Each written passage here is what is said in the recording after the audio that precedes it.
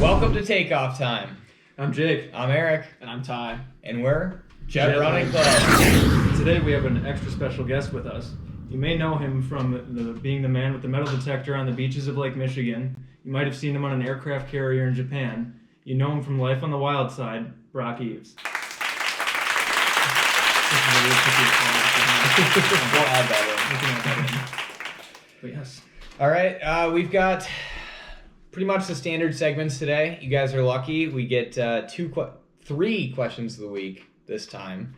So we also have our first movie review, so that one should be good. But we've got a lot of content to get through today, so maybe today we'll have a bit of a longer episode. Could be fun. Jake, do you want to start us off? Walk us through your week? Yes, it certainly can. We have a all-time high, and we're considering all-time being this year. Mileage week of 22 miles across 5 runs, which is pretty big volume. Had some pretty good runs this week. We did lift a little bit. We had some mobility sessions. We started the week by one-upping each other with weighted planks. We both did a minute, and then we were going to go more, but then Ty put an end to that. Somebody had to. Somebody had to. Do we do the one good and one bad at the same time? Okay. I don't like to start with the bad, but I don't have a good that I've really come up with other than the fact Eric and I got to run outside today, and it's gorgeous. High 20s. Took one layer off. Yeah. It was very nice. Got to feel the sun. The sun was very nice. But I had a 48-hour injury. My hamstring got blown apart by doing 150s with 90-degree corners with the high schoolers. But it's over now, so we're all good. That'll happen. Yeah, as it turns out, the older you get, turf, not great for running on and doing workouts. And as we know, I'm from the 1900s, so quite old. Yeah, exactly. Let's see, my week, hit 40 miles this week. I skipped the 30-mile segment, so went from 29 to 40. So we did 6 days running. I think that was the first time I've run 6 out of 7 days since last summer. It was my highest mileage week since August, which is my one good. I lifted Monday, Wednesday, Friday, and the other 2 days of the week. Did some mobility, so that was good. Doing something every day. This week, shout out to the pup, Teddy. Figured out potty training. That's huge for him. Huge for me as well. Although I did have to work this weekend. So that was the unfortunate part of the week. I also updated my running log for the first time since August. Found out that back in August I crossed 15,000 career miles. So that was cool. Yeah, I was happy with that. And then my one bad actually replicates Jake's. My hips were ruined from the 90-degree turf turns of doing 150s. So that was my one bad for the week. And that's my week of training. Brock, do you want to give us yours? Yeah, sure. I don't quite have my mileage down to a T, but it was a lower volume week with about 20 miles. I did do a little alumni mile yesterday. That was fun. Ripped around the track. My bad, I would probably say, is the beginning of the week was pretty slow as far as running. Didn't really run much, just kind of got busy, probably ice fishing and whatnot. So, here we are, though. Had a good second half of the week. Got to run with some friends. That was a big win, and There you go. Sounds like a good week. Very good week. Yeah. As far as my week went, I ran 20 miles this week, which, like Jake was saying, is the most miles I've run in a long time. Probably since, 2022, 2023 maybe, is the last time I ran 20 miles in 1 week. Dang. 3 to 4 years ago. That's awesome. Yeah, so I was excited about that. I ran 4 times. It's good to get back outside after the horrible week we had last week with the weather. My one bad would be I had the very unfortunate pleasure of running 1 mile on a curved treadmill on Tuesday morning. And I hated my life. It was horrible.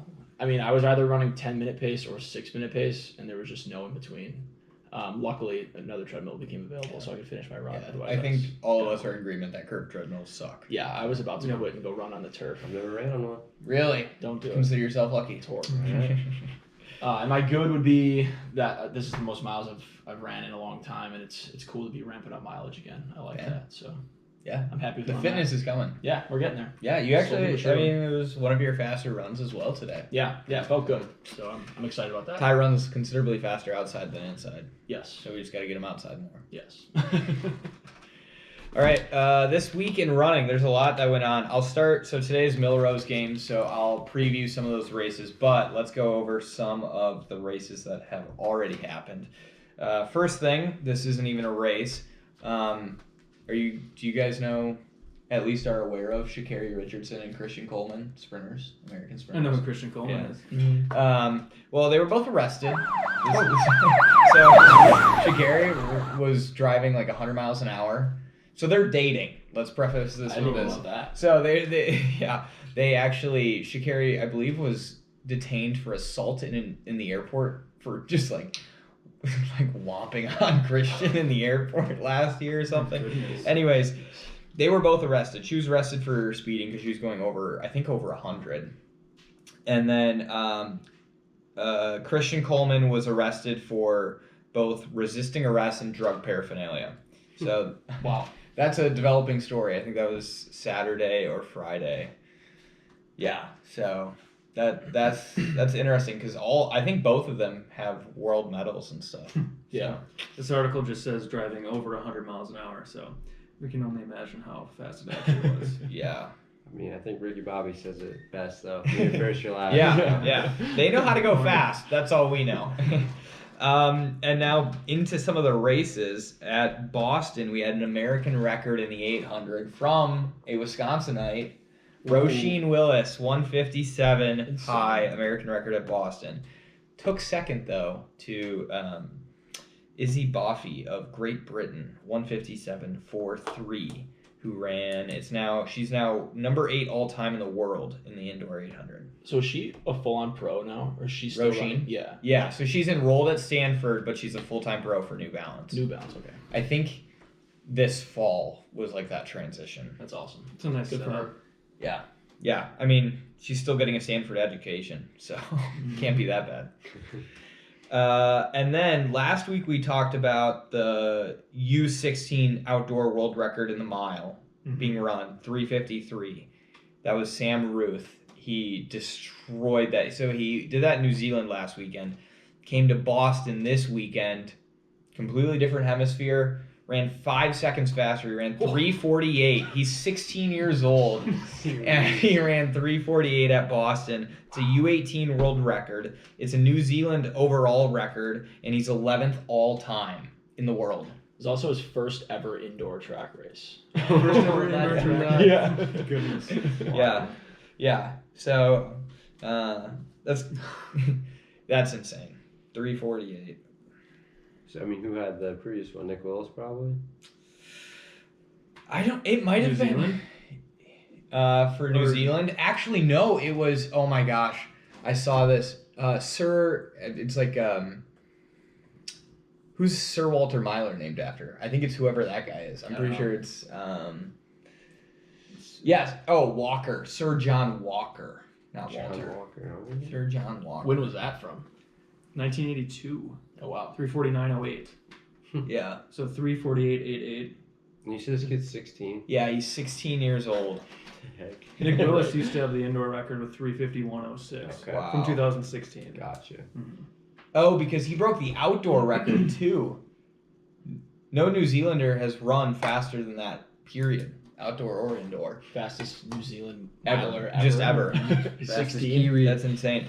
And the names that he's near on the world all-time list being 11 now, I mean, it's pretty much like the world finalists from like last year. Like, that's it. 10 years. And he's still everyone's like a shooting. boy. Yeah. I mean, I remember, I think Yomi's world record was like 3:47 or 3:48 when he broke it indoors. And now it's just dropped quite a bit. But It's still. 45 right now, isn't it? Yeah. Is it a Goose? No, Jakob now. Because I think it the is Goose is Jakob. number 2, Yes, and then yes. Hobbs is number 3, I think. So, yeah, the mile times are just getting more and more disgusting every year, I feel like. And then this happened today, early Milrose games, 4x800 women's high school record, 8:40. They went. It's Union Catholic. Don't know where they're from. 2:11, 2:09, 2:15, 2:04. 204. It's a good crew. Yeah, running 2:15 and being 4th best on your team is tough. And then Milrose Games, there's quite the lineup. So I'll go through. So the Wanamaker Mile should be good, but I don't think it's as good as the 2 mile, which we'll get to that one last. The mile has Yard Nagoose, who's a 3-time champ, back to back. Hobbs is in that one. So him and Nagoose went 1-2 last year to set the then world record and then number 2 all-time record. And then Nico Young's in that race, Gary Martin's in that race, Ollie Hoare's in that race. On the women's side, Heather McLean, Sinclair Johnson, Nikki Hiltz, Emily McKay, Jessica Hall, Lyndon Hall, Dorcas Iwa of Kenya, and then I have no idea. She's Polish. I have no idea how to say her name, but she's very good. It's Cloud. Ameriska? Yeah. She's also in that race, and I think all of them are ranked in the top 25 in the world right now, so that should be a great race. In the 400, Quincy Wilson's in that race. I think it's like Quincy Wilson. Well, there's some others, but I think it's just high schoolers, so I'm sure. Real quick, who's Gary Martin?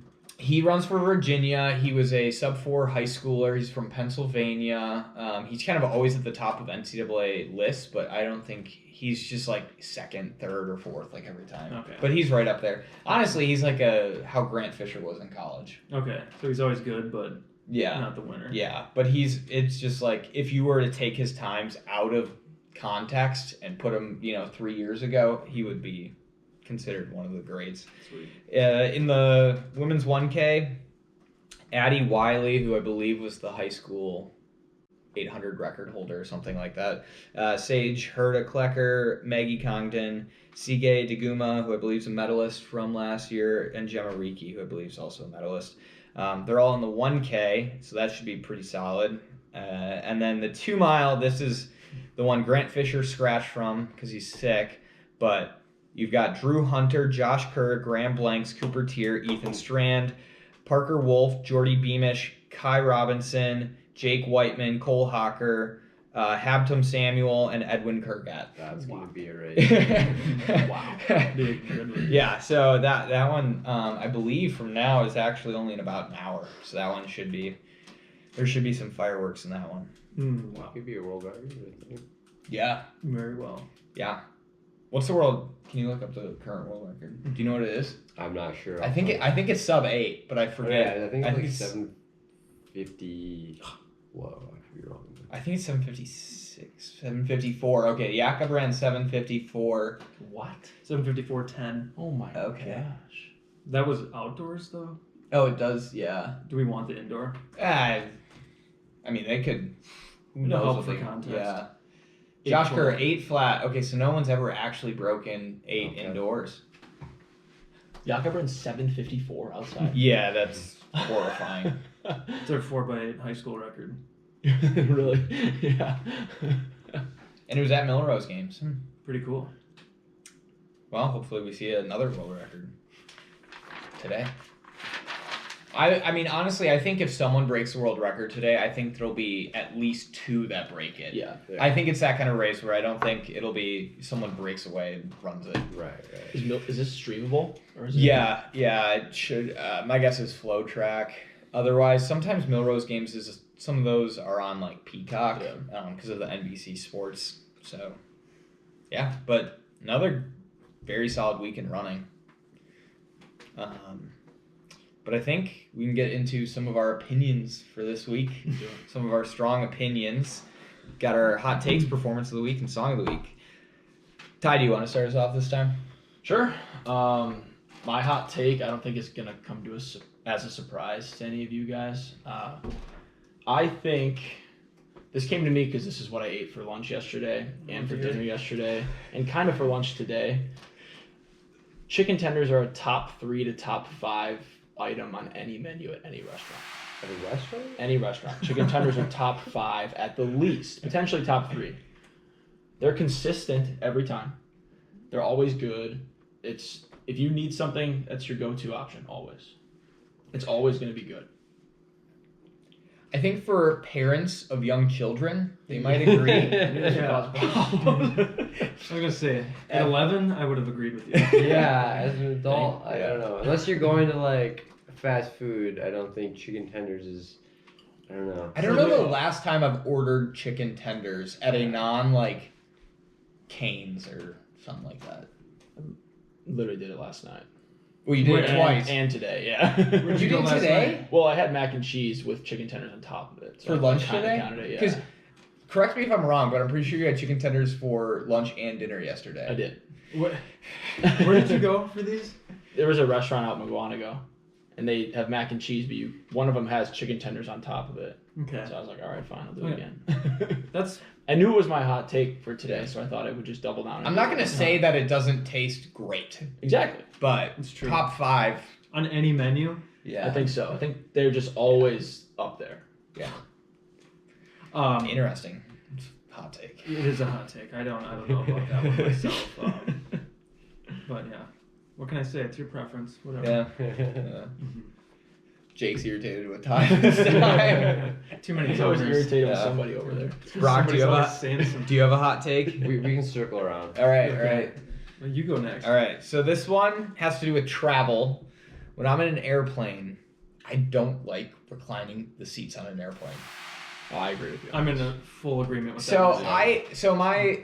and a lot of people are sometimes like vehemently disagreeing with it. They're like, well, the airline made it so you could recline them. Like if they're giving it to me, like I'm going to take advantage of that.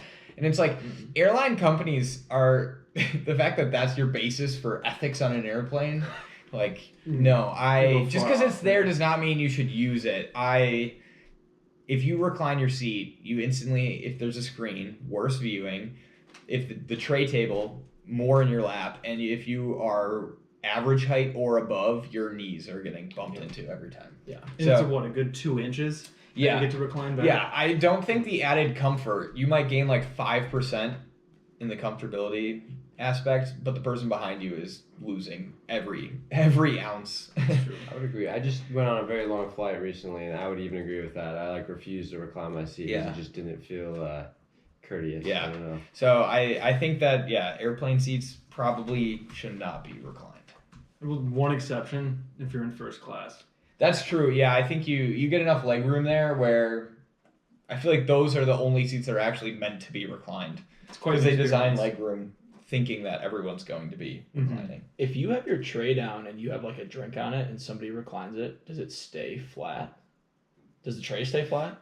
I think it kind of does, but it just like it goes like more into your lap. Yeah, no thank you. I've never paid attention Yeah. to that. Hands. Well, and I've seen people that recline their seat and then they're like, all right, we're landing, like you have to put it up, and then they put their seat up, the flight attendant walks past and then they put it right back down, and it's like you're the worst kind of people.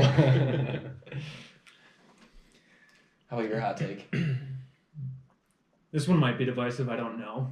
But it has to do with the fact that I got a car wash last night. And on these, it's not necessarily a tunnel wash, but it is one of those automated ones. This was at, a local favorite of ours, Quick Trip. But they have the dryers at the end of the car wash. And I think that there's no purpose for those at all. And I think that they should all be removed. Because I would rather have like an extra 100 seconds of like rinsing, spot-free rinse, or like even just some other kind of soak. Because you go through that, you're crawling through there. It's all of a sudden you have 10 seconds to go and you're only like 2 feet into it. And then it's over, and then the rest of your car is just soaked anyways, and I always hand dry it. They don't need to be there. I don't like them. That's what I have to say. I disagree on the fact that I'm lazy, so I like having the dryers because I'm not hand drying. You're not a big car wash guy in the first place, are you? I mean, like, I go to car wash at least once a month. Okay. It's acceptable. As I say, I think that's a fair one. Yeah. But yeah, I mean, I always, yeah, I do that. I have like most of the car left when it's done. Side note, I did see somebody go through the car wash yesterday with a complete pickup truck bed full of, he had a welder, a bunch of welding gear, he had a bunch of cutting torches, the gas canisters, everything, right through.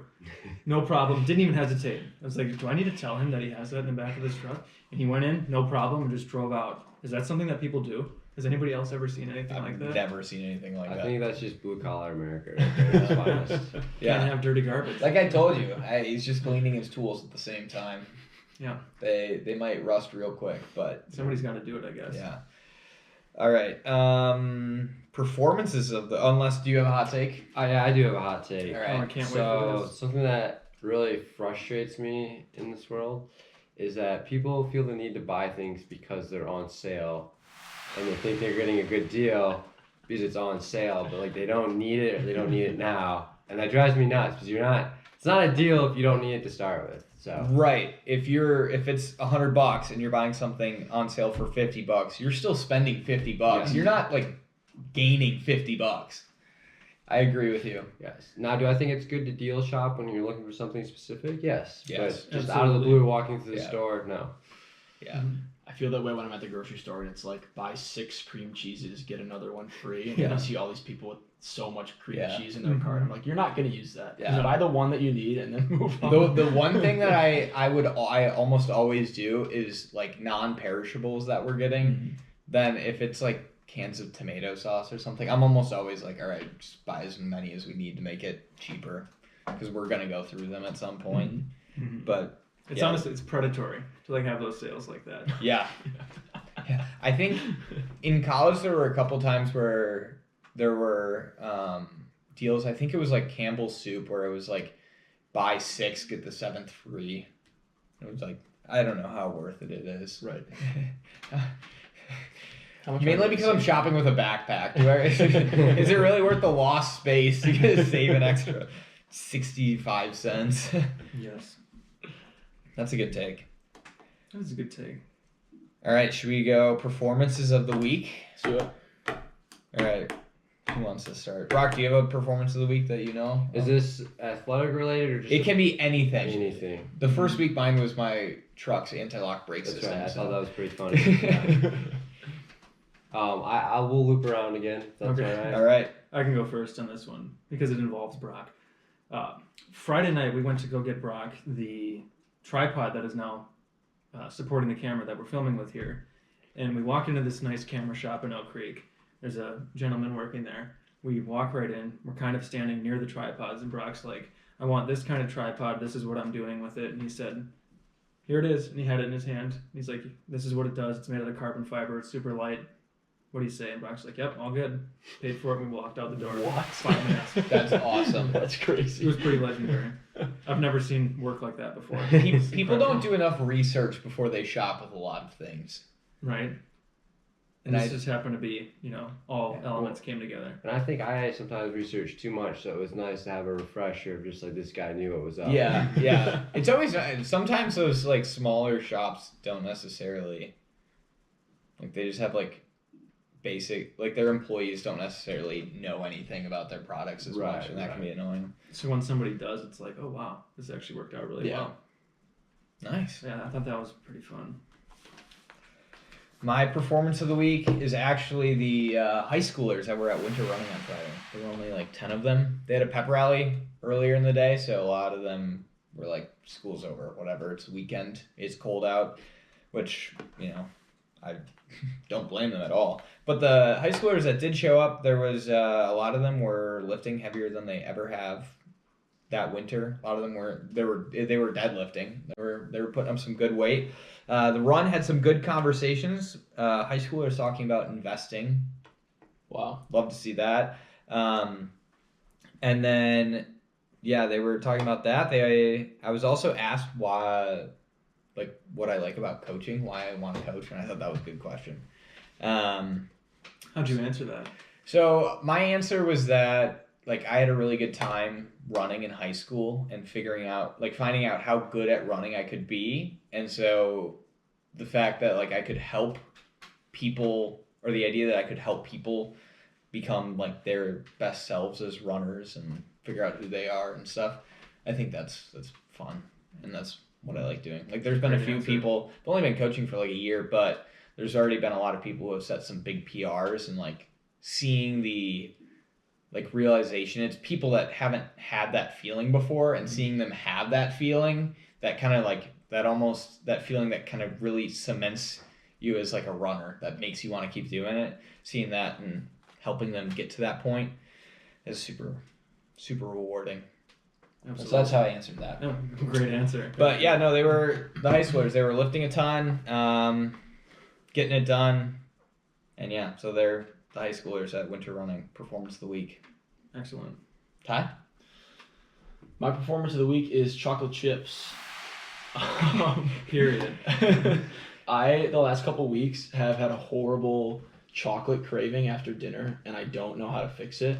So I've just been resorting to going into the pantry and taking like a handful of chocolate chips like every night, and I need to stop doing it. I feel like such a loser. Are they milk chocolate or dark chocolate? They're milk chocolate. Oh, there we go. But then there's nights, where like I'll grab a little cup and I'll just like pour some in a cup and go sit on the couch and I just have a cup of chocolate chips because I just need some chocolate. So they've been tiding me over, but it needs to stop. It's a slippery slope. Yeah, it is. Especially now you got the cup of them. Right. It's dangerous. So if anyone has like a semi-healthy option to satisfy my craving at night, I'll make whatever. I just need some other alternative. So I had a roommate in college. His thing, because he liked chocolate chips as well, and so he put those with peanut butter on a rice cake. okay. So then he was getting the chocolate and the sweetness, but it was just a few chocolate chips on peanut butter and a rice cake. So honestly, it was not a bad. decent Okay. snack. I could try that out. I knew a few people that did that. So. It's like Yeah. ants on a log minus the celery part, which Yeah. is the worst part. Yeah, well, It is. Ty's not eating celery. That ain't happening. Yeah, that made me think of there's a scene in Brooklyn Nine-Nine where Terry Crews, his character, gets addicted to eating cacao nibs. Yeah. He has this giant bag, and he says, "That's what I picture you That's eating me. chocolate It's chips about as." like 8:30 every night, and I just meander into the pantry and come back with a cup of chocolate chips. It's horrible. Yeah, you gotta do what you gotta do. Yeah, Mm-hmm. chocolate chips. That's awesome. All right, Brock, do you have a performance of the week? Yes, I do. So I went snowboarding earlier this week on Wednesday at Boyne Highlands, and it was cold and snowy out. And we're in the Midwest. We don't have gondolas or anything, right? Mhm. And I haven't been to this ski resort in a long time. Well, they have a new ski lift. A, it's super fast. B, it has this whole automatic thing that sits or lays down to keep you in the lift, but then it has a windshield that flips down. Oh, Ooh, dang. I would So imagine then that's you're not in nice. the wind. That is nice. And the seats are like this really nice material. I don't know if they're heated or what, but they're a lot warmer. And then on a snowboard, like the worst part about a snowboard is your legs like dangle down and they kind of hurt after a while. You kind of like rest on your other boot. Just not comfortable, right? Well, where the automatic thing lifts down, you can set your board right on it and you're not like dangling your snowboard and stuff. So yeah, performance of the week at Boyne Highlands. That's fancy. No, I've never been skiing or snowboarding, but it sounds wonderful. That does sound nice. It's in Michigan. Yeah. Mm. Yep. Very good. That's a good performance of the week. It is. Should we do? Well, I actually forgot that we had a viewer write in about Eric's hot take last week, which was about That's true. using salt and pepper after the meal is already prepped, and finishing Everyone with loved my that take. is It's overrated. questionable. And the individual that wrote into this, it was a good 15-minute voice to text.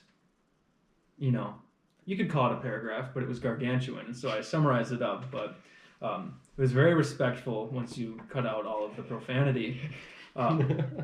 But just in summary, because there was a rebuttal, which I think some people will agree with, and I quote, "Dumping salt and pepper on food can absolutely ruin it." So there is agreement to that. But that doesn't mean salt and pepper are overrated. Used correctly, especially at the end, they objectively improve food. Salt enhances flavors that are already there rather than adding its own. And black pepper adds contrast in texture and chemistry that makes food, like eggs, more enjoyable. That's crazy. Overdoing it is the real problem, not the seasoning itself. Now, the right amount, salt and pepper don't ruin food. They make it better. So if there's any hot takes that you disagree with, please write in. This is very entertaining for all of us. Don't worry, I already know that all the hot takes disagreed with are going to be mine. I respect that, and I guess instead of overrated, I should have used overused. Okay. Because I I can't guess go back on that now though. no, I'll stand by it. But maybe what I meant is overused. Maybe I just haven't had. Maybe I don't know the right amount to add. I guess I don't know. Maybe. But yeah, if you disagree with any more of my hot takes, please write in. Please write in. All right, song of the week time. Sure. Why don't you start us with this one? All right. I think you've started one yet. So I'll give you guys some facts about my song, and if Oh you yeah, I can was guess looking it. forward to this. You haven't seen it, right? Because No, I wrote it down. I Okay. didn't look. So song came out in 1989. I'm already not going to get it. Single, very popular artist. It's not a group. It's a single artist. Female, has a single name. Goes by one name. Madonna. No, it's not Madonna. Cher. There you Oh go. my God. Okay, so we know it's Cher. All right, 19. It was her 19th album, Heart of Stone, Too many albums. and it's a song that's on her greatest hits album. So it's one of her most streamed songs of all time. I couldn't tell you one Cher song. I think I only know one Sonny and Cher song off the top of my head, and it's not that one. Yeah, it's not a Sonny and I Cher don't know. song. It's If I Could Turn Back Time by Cher. It sounds So familiar. You guys are gonna have to give it a listen. I really liked it. I listened to it a lot in the fall, and then it popped back up this week, and then I just kept putting it on repeat.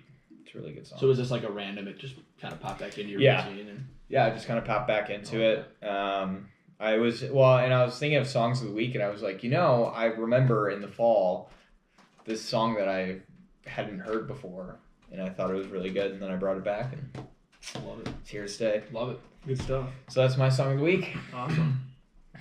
Did you see what mine was? No, Okay. I never look at your notes. Okay. It's a Minnesota band. Yep, I got no clue. There's really only two options if you bring up an artist from Minnesota that are like somewhat popular. One of them is Prince, and it's not Prince. But that one I That's should have my known. only option, yeah. this song, it was not on an album, it was on an EP from 2015. Nobody's gonna get it. From a band called Hippocampus. Have we heard of Hippocampus? I've heard of Yeah, it. I have, Yes. Okay. Oh, I've heard of the term hippocampus. Have not heard of the band. He's talking about.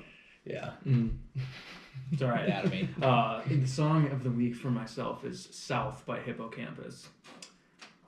That's really all. It's just a really nice, smooth song. Is there a reason you chose it this week?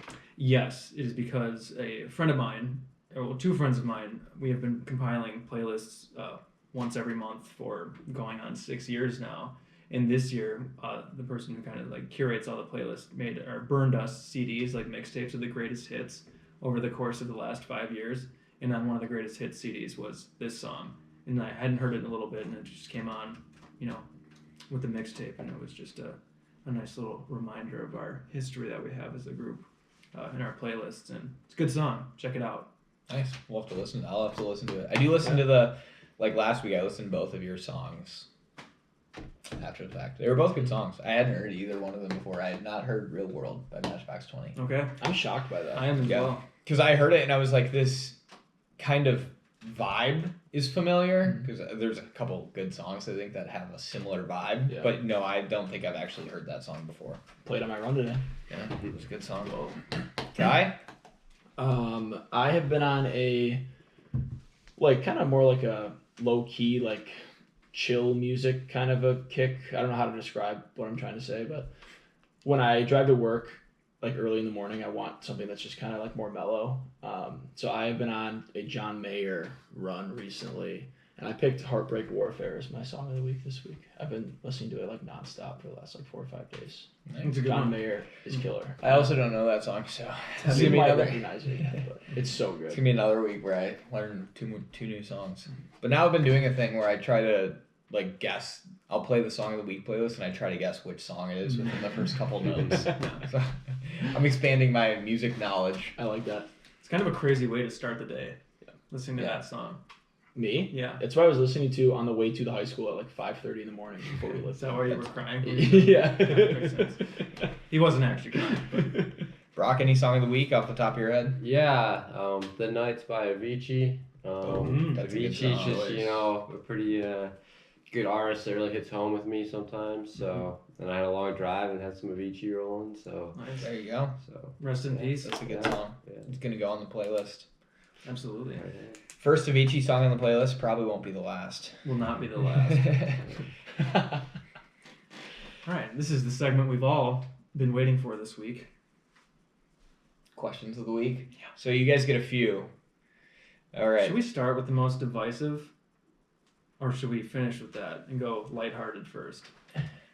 I think we should start with the most divisive. Let's do it. Sure. I disagree. All right, we're already quarreling. All right. Well, I don't want to announce this. No, you can announce this. Okay, fine. I think it was your idea to make this a question of the week. Are you sure? I think we talked about this, and you were like, "That's got to be a question of the I week." just want to see my cortisol spike. Question of the week: 1,500 versus mile. Which is the better event in any capacity? Should we go down the line, say our answers, and then talk Yes. about it? Yes. 1,500. Mile. Mile. Oh no. I was expecting at least you to be in my corner. So was I. What are you talking about? Mile better. What do you mean? The mile's clearly a better event in every way possible. Name a couple. The coolest club in running is the sub 4 mile Yes. club. That's like the dream. That's like the idol. Like I have a sheet of paper from like middle school that says sub 4 is like the long term like objective. Mm. You know? That is a cool club to be a part of. I'm not a part of it. And None it's of us know. and it's 4 laps. Like there's just something simple and easy. Okay. It's 4 laps. I would say argue more miles that are run are 8 laps of a 200-meter indoor track, and that's terrible. That's one of the reasons that I dislike a mile. Or I don't dislike the mile. I just prefer the 1,500 over it. I think it's because you're soft. Because it's shorter. Can we get a soft counter now? Yes. We need that. I think you brought up an argument earlier in the week about one of the reasons why you like the 1,500, and it was the same reason why you don't like a certain track. Oh, the 300-meter track? Yeah. Oh, yeah. You can't talk. That's not a real thing. Nobody runs on 300 meters. Actually, No. the SEC has a lot of 300 That's tracks, I think, horrible. Arkansas. Yeah, That's good. You like it? Oh yeah, 100%. That's crazy. I didn't know that either. I'm Yeah. finding a lot about my That's close crazy. friend here tonight. One of the reasons that I like the 1,500, like I said, is because it's, traditionally run outdoors. And I think that's a very good thing. Running outdoors is much more enjoyable than indoors for myself, personally. And I just don't understand, I'm kind of having a difficult time wrapping my mind around the fact that you guys all prefer the mile. I also think though, like, if you talk to anyone that isn't involved in running and you say someone ran a 4-minute mile, they'll be like amazed. If you say this person ran 3:30 whatever in a 1,500, they're gonna be like, "What are you talking about?" Like it's more intrigue relatable to everybody else. Yeah. Like Oh. anyone understands the mile. So the mile's for the common And man. I don't even think the metric argument is a good one because the metric track is 400 meters and the 4 laps I think is better than 3 3/4. But let's take a step back here. 400-meter oval track. In mile, you're further back. Yeah. But it's like It's the same thing. What kind of it's junk close. is that? It's close enough to the start line where it feels like 4 laps. It's basically the 1,500, but opposite side of the track. I will agree with you though on the fact that a waterfall start on the backstretch is electric. Exactly. That's awesome. And that's another thing that I don't like about the indoor mile, because I pretty the much turns are tight. turns are tight, Yeah. and like you have all these people crowded on this tiny start line, and you have these absolute scrubs who their only hope of getting in front of you is to shove you at the start. And it's like, okay, Just do better. I'm far removed from running any indoor races, far removed from that being a problem in my life. But at the time, it was Doesn't just sound like, come on, like don't do this to yourself. Don't do this to me. It's not going to end well for you.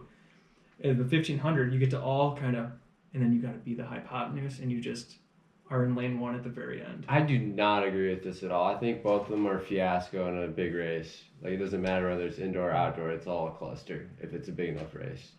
And if you're fast enough, you just get out of trouble right away. Well, that's the thing is like a lot of people think they're fast enough at the start and try to get out of trouble and end up causing trouble. I have been a troublemaker myself in my I day. am the will say. troublemaker. I'm never the one who's in trouble. I'm only the one who makes trouble. Yeah. Maybe that's why I like the mile because I'm the troublemaker. Exactly. And I And- was like, it's really surprising coming from you still.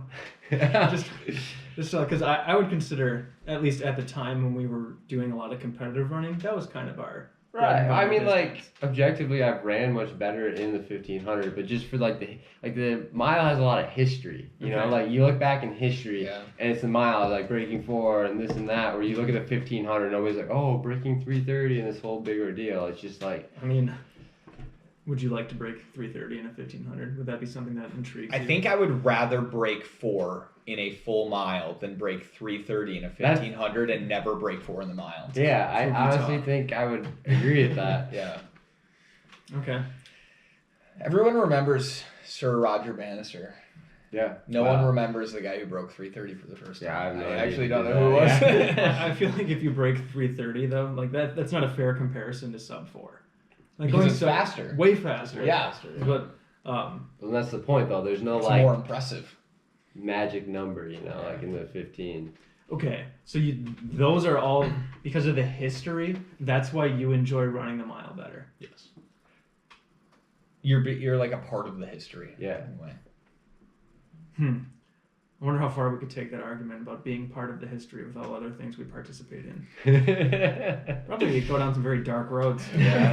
As a matter of fact. So maybe we should put a pin in it right there. I'm gonna stake my evidence on just it's almost 4 laps, and it's closer to 4 laps than the 1500. So I like that. Right. Okay. And like this might sound dumb, but the 100 meters, 109 meters, like does make a difference. Like the race definitely is noticeably shorter. I think at a high level at least. You're saying that 109 meters less is more noticeable? Yeah. Like Yeah, you I definitely agree. notice that it's shorter, and like I think it takes some of it away. Like 300 meters whizzes by versus the first lap 400. Definitely. Like, I don't know.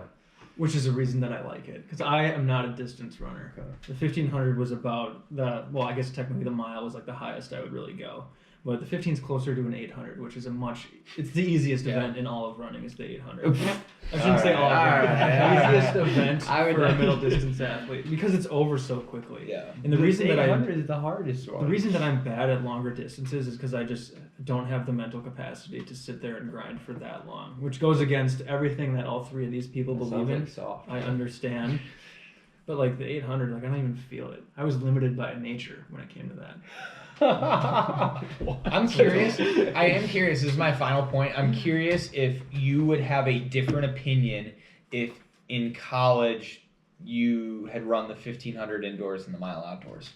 Yeah, I'm curious I like if that has contributed to your opinion at all. Probably. greatly. I would say. Yeah. Probably. Because if you Probably. only remembered the 1500 indoors, it probably wouldn't be as. I didn't really enjoy anything indoors. For that. Exactly. See, Um, not to beat a dead horse, I enjoyed it indoor because it was like, I'm the guy that'll grind in any weather outside, but indoor is control. It's the same. There's Oh. no wind. There's no weather. Like you get track hack, but that's about like the extent of it. And the tighter turns, like, it is what it is. it kind of sounds a little soft to me. Hey, say what you want. All right. Should we move on to next question? Yes. All right. Somebody So else can start this one. so we are. This question is if we could re-experience one run or race of our career, basically let us relive the glory days. Mm-hmm. Which is always a Um, fun thing to do. Anybody have desire to start? Ty. All right, Ty. All right. I struggled with this one. I didn't really have any specific races from college that I was like overly invested in. As far as high school goes, there were a couple that I liked, but none that like really stood out to me. I think if I had to pick one, I'd probably just pick cross country sectionals my senior year. I would not want to relive any of like the nerves or the stress that came with it, but the race I loved. I ran well. We all ran well. It was nice weather. It was at Parkside, which I loved running at Parkside. And I distinctly remember us all crossing the finish line, and nobody thought we ran well enough to qualify, and we were all kind of down. We ended up winning. Yeah, and we were like on our way out to go do our cool down because no one knew when we were gonna get the results, and then they just randomly announced it like as we were running out. Oh, that's we all right. like celebrated, and all Yeah. our families were right there, so it was super cool. So Yeah. I would definitely want to relive that again if I could. Yeah. And that I would going along with like it probably the next week leading up to state kind so of much fun. falls into that category. in a Yeah, way, just so, knowing you get yeah. to dye your hair and miss school on Friday and go hang out for the weekend is fun. Yeah. Brock, do you know which race you? Yeah. This might be a lot of people go back to the glory days or whatever, but for me, I would say the Detroit Marathon. So, there's so much self-induced pressure and nerves and all this stuff for like high school, college. There's always, whether it's the first meet of the year or championship season, there's just always a lot of pressure. Where the Detroit Marathon was very out of shape, hadn't trained at all, was just there because my buddy was there. And then I went and did it, and didn't think about it and just had the most fun ever in a race. Was anybody that cheered for me, I was cheering back. My parents were there, and it was just a really good time, and I have really good vivid memories from that. And like the end result was shockingly went well. So yeah, no, that was a good time, and the aftermath was not fun, but it's to be expected. Like no aftermath of a marathon Yeah. ever is. Yeah. Why don't you tell the viewers what your just for fun debut marathon finishing time was? Somewhere around 2:33. I don't know the exact. Just whatever. crazy. 2:33. That's gross. That's fast. And I was coming back from the shipyard in Alaska, so I was not running much at all. I'd run like once a week up in the mountains. So Dang. yeah. That's crazy. Impressive. Yeah. That's awesome. I also have a road race as my one run. So this was, I ran Penn Relays 10K on Thursday night, hoping to run sub 30. Didn't. Ran 30:14. Little disappointed, but I ran at Penn Relays, and I did not think that was going to happen at any point. I did get lapped that race. That was tough. But that was Thursday night. Went out, hung out with friends the night, during the night. Didn't get to bed till super late. Got no sleep. But I had signed up for the 10-mile road race on Sunday that goes right down the center of Philly. It's the best road race in Philly, in my opinion. It's just a straight line through Philly. It's point to point. It's awesome. You go around City Hall, everything. And so I was just planning on doing it for fun because it was on Sunday, and I had run the 10K Thursday night. So I didn't get a lot of sleep Thursday night. Friday night was probably something similar. Finally, Saturday night, I was like, all right, I'm going to go to bed because I have to run at 8 in the morning, and I'm doing a 10-mile road race. All right, so the battery died, so I'm going to get back into reliving my glory days. So I had this road race. I showed up to the start line, didn't really know what I wanted to do, but in college, I was a huge downhill guy. I weighed more than most of the guys on the team, so force of gravity was stronger with me. So I could absolutely cruise down hills. And so I get to the start line, and it is a net downhill. I think the course is a slight net downhill. It's almost perfectly flat, little downhill. And because it's the main street, it's really nicely paved. It's not like you're dealing with potholes the entire time. So I saw the downhill. I was like, all right, well, looks like I'm sending it. So opened up in a 4:49 mile with 9 miles to go. That's gross. That was literally my 10K pace the other night. But I ended up making it through 5 miles. This guy passed me. He's like, keep going, come with me. He just flew past me. I wasn't going to catch him. I think I hit I think it was 6.5 miles. And I was like, all right, I'm a solid 30 seconds or 40-ish seconds under 5-minute pace. And I was like, I just need to average, if I can hold on and not go 15 seconds per mile slower, I can actually break 50. And so hung on, and then with a mile to go, I look over, and he was obviously in the Masters age group. And I was like, all right, I can't lose to this 40-year-old. So I really had to lock in for that last mile. Got a little bit quicker than the 9th mile, the 10th mile, and then ended up running 49:24 for 10th overall. That's a super legit. That's So insane. yeah, I was beyond happy with that, and it was I actually went back and looked. The weather, it was completely sunny, and it went from 57 degrees at the beginning of the race to 60 at the end of the race. It was beautiful. After the race, went back to my friend Sean's house, who also did the 10K and Broad Street. He ran just over 50 minutes too, so he also had a really good run. And then we just sat on his roof hanging out, and then one of our teammates who hadn't run in 3 months made a bet that he could break 5 in the mile. He hadn't run in 3 months. We went down to the track, watched him run. I think he ran 4:52. Oh wow. So it was solid. And then it was 75 degrees at that point. So it was a perfect summer day. I just finished the semester, so it was summer. Dang. That's awesome. Yeah. So that was, if I could, basically that whole day, if I could relive that, that would be that one. That's excellent. Well, I felt that I had to choose a 1500 for this second.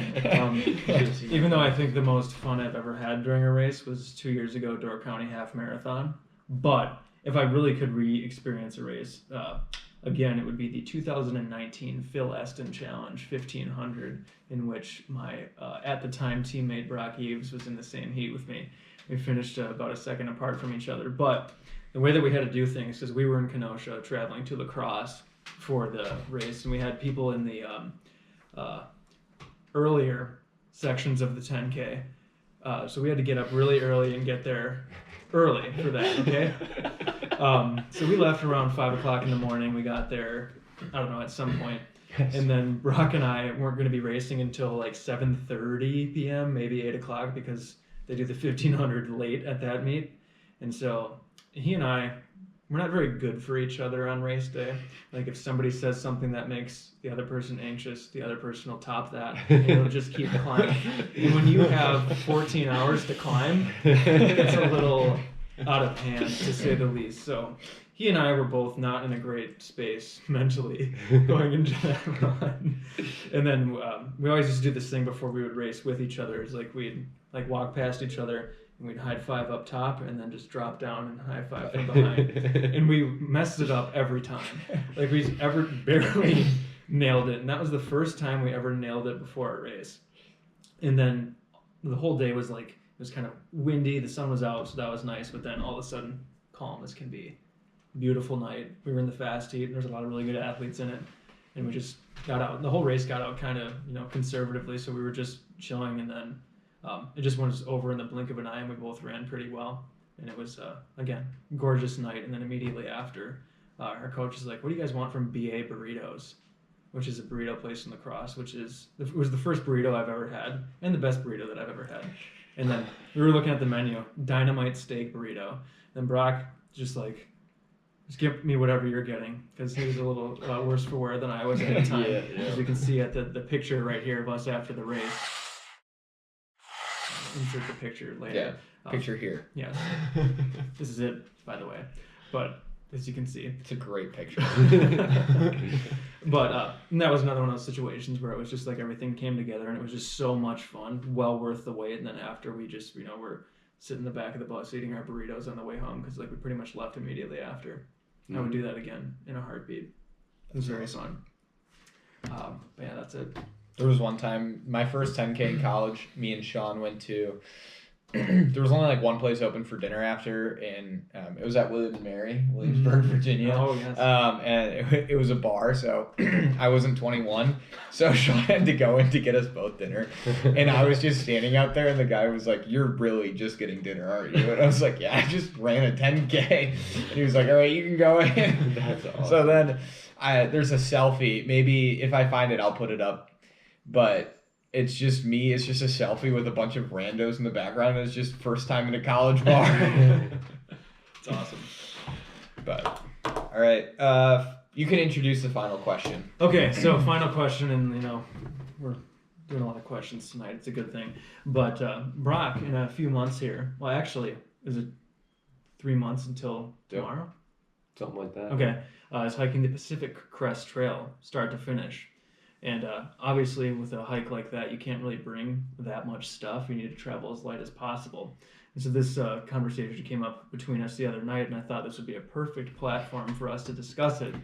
Should he bring a hacky sack or a harmonica? What do y'all think? It's like a luxury item. You have your Right. essentials, then I want to bring one entertainment item. So, yeah. I would personally bring a harmonica, because thinking if it was me, I would lose the hacky sack really quickly.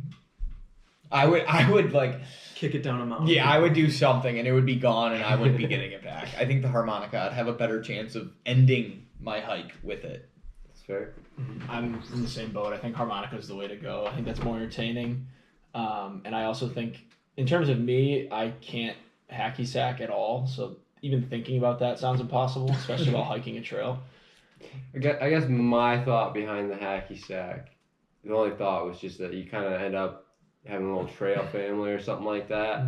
So I thought maybe it would be fun at like camp or in town to have hacky sack. That's the only Oh, reason. that would be, yeah. That's okay. the only reason I thought hacky Yeah. sack, but I feel like the harmonica could also be just as Yeah. entertaining with other, adventures. Yeah. It'd be also kind of cool if you like went on this hike and then you all of a sudden were like, yeah, by the way, I know all of these songs on the Right. harmonica.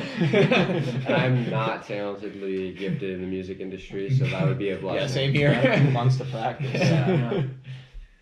I also think harmonica for all the same reasons. All right. So I was thinking hacky sack because like you can play with it by yourself, or you meet some people out there, kick it around a fire or whatever. But then who wants to do that after you just hiked however many miles? Right. Sit down and play the harmonica like you're in prison. So everyone should let us know their opinions on our hot takes, our questions of the week, but most importantly, let us know whether Brock should bring a hacky sack or a harmonica when he hikes Pacific Crest Trail. 3 months from, did you say, when are you starting it? May 3rd. Okay, so the day after our race, right? Yeah. How long is this hike? Just over 20. Yikes. How long is that going to take you? Roughly estimating probably 4 months on the very short end, 5 months more, probably about right there. Wow. It's got around 500,000 feet of elevation gain. Yeah, I think like just under that, but 500,000. That's almost 100 miles. That's a lot more than I anticipated. Yeah. yeah, no, it's gonna be a journey for sure. That's awesome, though. So 2,600 miles and 500,000 feet of elevation. Just under, but yeah. Jake could probably pull up some actual stats here on the. Elevation gain for the Yeah. Pacific Crest. So You're doing this with a backpack and yourself? So- yeah, and my 2 feet. Yeah. Wow. Per mile, that's like just under 200 feet of elevation. Yes. I thought of that because when I go on a run, if I'm over 100 feet of elevation gain per mile, that's usually pretty solid. So just under 200 is.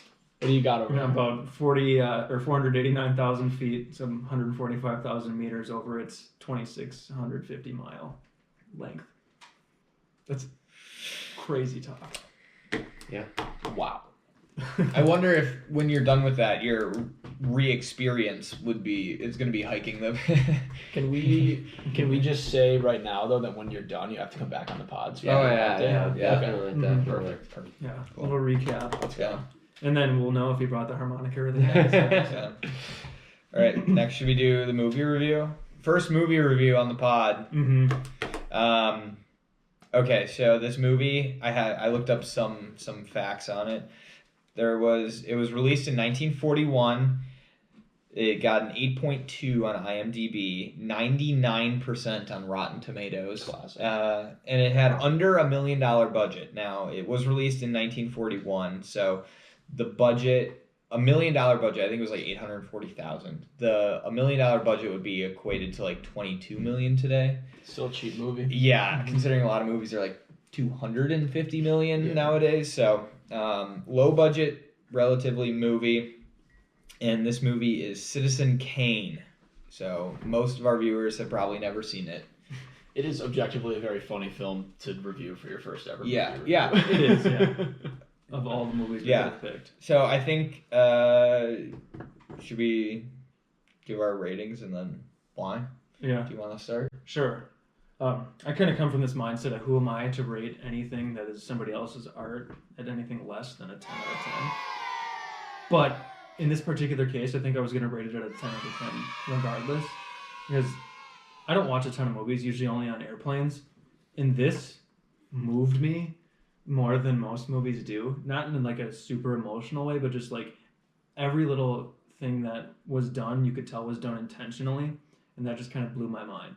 Like the attention to detail in every single scene. They had these like, what I would assume, state-of-the-art kind of camera shots, and the way that they would pan, the way that they would blend scenes together was incredible. Like the camera work was insane for a movie at that time period from the limited movies I've seen from that time period. But I don't know, the sense of drama that was built from the very beginning, but also there were these like little Easter eggs of just like hilarious comedy interspersed throughout. I think that was, again, really intentional, and you didn't really get that with a lot of movies that I feel like at the time, where it's like pure drama, but then you get these little dustings of comedy in there, which is something that I really enjoy. So My review, 10 out of 10. Yeah, mine was close. I gave it a 9.5 out of 10 because the first thing I said is the release year requires nuance. You can't look at it in the lens of 2026. So I said, so in general, it's supposedly loosely criticizing a newspaper magnate who tried to actually suppress the film after it was released. So it's about this super rich guy basically, and it starts off. He actually says he gets into this money as a kid and kind of grows up with it. He says running a newspaper would be fun, but then kind of as the movie goes on, we find out that towards the end he actually like kind of hints that he misses his childhood innocence and his family at the end of the life. And he actually said, "If I hadn't been really rich, I might have been a great man." Oh, that was a great quote. Good line. So, yeah, I thought for the time period, I thought that it was definitely everything was very intentional, and it was nice to watch a movie where a lot of movies today are like, how can we do more? This was not trying to do more. It was just trying to tell the story that they wanted to tell and nothing more. And so, yeah, I thought it was great. There was some confusion at the beginning of the movie, and then between flashbacks and like present day stuff, it kind of ties the whole story together. It reminded me of like if you've ever seen those contractor videos where they set up cement bricks in like dominoes and then they hit them and then the last one goes like perfectly flat and then they all go perfectly flat. Like that's how the movie felt for me. Like it was setting a bunch of stuff up throughout the movie, didn't really understand it, and then at the end of the movie it kind of all fell into line. And I like that. So I went a little lower on the score than you guys. I went 8.5 out of 10. still a good score. It is a great score. Overall, I like the movie a lot. Same thing to what you both kind of said. You do have to understand it was made in 1941, and it's not going to look or sound the same as movies from today. But I was very impressed with the direction. I thought it was made very well. I can't stop thinking about the shot of him as a little boy playing outside, and then they zoom out through the window, all the way through the back to the back of the house, and he stays in the frame. Like that shot was insane. So stuff like that I thought was really cool. The blending, like you were talking about, was really well done, and I thought the early shots of his manor were pretty cool. Obviously, like they were fake shots, but for being from 1941, they looked really good. They were almost like really well hints. done. Yeah. And then you're like, all right, I see this giant mansion and stuff, and then it's like super cloudy and dark, and then all of a sudden, like at the end, you're like, oh, now I finally understand what this was. Yes, yeah. I like thought we were watching the wrong movie at first. It was like, this is not what I expected. I just struggled with the first 20 minutes were like very convoluted and confusing, like you were saying. Right. And then the whole time I felt like I was missing something, and it all ended up kind of working out in the end. But for the first probably hour, I was very much like, I definitely missed something key information in the first 15 or 20 minutes. So I thought there was just a lot going on there, but I liked it a lot. I would watch it again. It was probably also like if you watch the movie in that time period, it was probably a little bit easier to understand the beginning. Well, they did a very good job. Like they laid everything out in the beginning, and there was a lot of narration, and movies from that time period might just be like that. I don't know, but I just was a little confused. I think this was probably might have been the only movie where none of us knew any premise of the movie whatsoever going into it. Like, I don't think any of us we didn't know the genre of the movie. we were just like, we know this is an old movie. Let's watch it. So it's cool to go in blind like that. Yeah, so I thought that was really fun. But yeah, I think that's our first movie review. It was our first movie review. Brock, unfortunately, was not with us to watch it. No. Okay. But maybe he'll watch it and let us know. Yeah. Right in. Yeah. So that brings us to looking forward. Next week's Super Bowl, as you guys know. So the week after, we might have some questions of the week regarding the Super Bowl. I love that. Might have to evaluate which commercial was best or something like that. How we like the halftime show. Jake's a big halftime show guy. You know me. So he watches the Super Bowl for commercials and the halftime show. And then once again in 2 weeks, we'll have our first food review. Very excited for that. Oh yeah, can't wait. And 3 months from tomorrow is the Jet Running Club debut on the racing stage. The racing stage. Oh my gosh, It's it is, true. Yeah, Yeah. That's terrifying. 3 months from tomorrow, so 90 days from today. I'm not prepared for that. Well, I guess for the audience, it'll be 3 months from when you were watching it, if you watch it when it's released. Yeah. So, I think that's all we got. Next week, I think we're going to be back with a financial tip of the month. So, And we're bowling next week. we're also bowling, so you Oh, guys yeah. will get some footage of that. Good update of that. Yeah. And maybe the questions of the week next week, maybe we'll have to ask the people that we're bowling with as well. Maybe we'll If you get next some week's good footage, podcast yeah. will look probably a bit interesting. because Maybe we're we actually need some going predictors on who's winning the bowling show. Yeah. Okay. So, who do we think is going to win? Have the highest combined score from these 3 games? Oh man. Just real quick before we go into that, Brock said bowling show. He always says bowling show, and I don't know why. Been saying it for years. I think Ty's going to have the highest combined score. Ty looks like a good bowler. Put I him am down. actually a pretty good bowler.